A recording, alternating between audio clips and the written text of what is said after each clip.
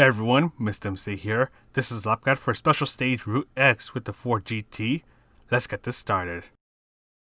Oh boy, this combination. But anyways, you will need to do at least 2 laps to try to get the best time possible.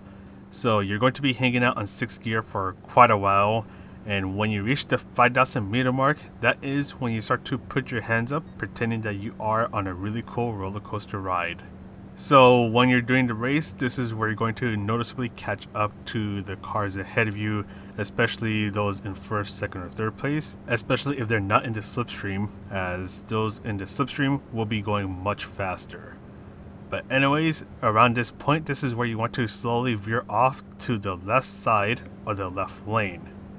You're going to let the start of the bank turn guide the car towards the middle lane, so you're going to poke into it a bit, and then you are going to guide the car to go to the right side of the left lane. So you'll want to maintain this position for as long as you can. That way you can try to maintain as much speed as you can as you go through this bank turn. This will also apply to the other bank turn where you're going to enter and exit in a similar fashion. Just try to maintain your focus, keep the perfect amount of steering so you don't drift off onto one side or the other and cost yourself some time.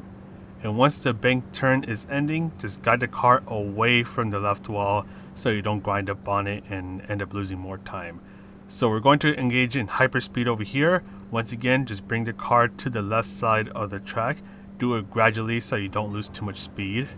And you're going to do the same thing over here as we did for the first bank turn. We're going to start on the left side of the left lane, then poke out into the middle lane, and then guide the car so it can be positioned on the right side of the left lane. Just try to do this as smoothly as possible, using as little turning input as possible so you don't lose too much speed. So your goal on time trial is to get a 454. The closer you get to the mid 454s, then the better off you'll be, at least in terms of time trial. But the qualifying is not going to matter as much because of just the way this whole race is. I'll mention that in a bit, but let's go ahead and finish this lap.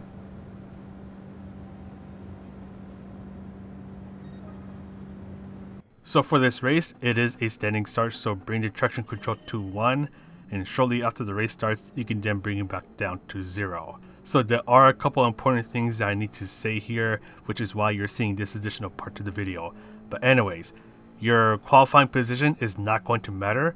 All you need to do is just get a good start or a decent start, and the slipstream is going to help you catch up to those in the front, and you're all going to end up bunching up with each other. So the thing is that the cars in the front of the pack are not going to have the slipstream, so they're going to be accelerating slower than those behind them. So cars like 6, 7, 8, 9, and so on, we're going to be catching up to them as we have the slipstream. So this is where we all end up bunching up with each other. Slipstream is set to real instead of weak, so the slipstream range is going to be 3/4 of a second behind someone. So you want to be within that 3/4 of a second behind someone so you can engage in their slipstream and help yourself catch up to the cars in front of you. The other thing, the most important thing, is that the penalty system is turned on. So you don't want to hit the barriers. You definitely do not want to collide with any cars, and that includes bump drafting. You do not want to do any of that stuff as you risk getting a penalty and an SR down that way. I've already heard countless stories about people getting SR resets because they were getting bump drafted, so you just want to try to avoid that. Go for the slingshot effect instead, where you just go faster through the slipstream, and then at the last moment, you just go around the car that you were getting the slipstream out of. And just in a moment, you're going to see that the car just ahead, or the car we just passed, got a penalty, so that's proof that the penalty system is on. Another thing to note is to go on the radar for your multi-function display, so you can get to it by pressing left or right on your D-pad, or plus or minus buttons on the G29, but this will give you a lot of information. It'll tell you if there are cars hanging out around your area. So for example, if I want to go on over to the left, I don't want to do that right now because there's a car on my left and I can't see them right now. So this is going to be especially useful if you're in a big group of cars, just like the group of cars in front of me, they have that on, they'll be able to see that they can't go anywhere because there's cars around them. The final thing is that positioning is important. One of those things is to not be on the left or right shoulders because you can end up in incidents like that. But anyways, your position is going to be especially important on the final big turn, as you want to try to get the slingshot effect and have it work for you, especially as you're approaching the start finish line. So for example, right here, I'm hanging up behind 4th place is trying to get the slipstream. 3rd, 2nd, and 1st do not have slipstream going on for them. So we're going to quickly catch up to them, and we're going to see if we can try to slingshot our way past these cars.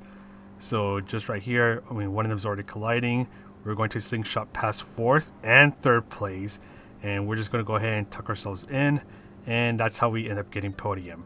So that's a slingshot effect at work, and just to make sure you do not want to end up bumping anyone, not even for bump draft, because that will give you an SR down, potentially a penalty. And the penalty here is already going to pretty much end your race.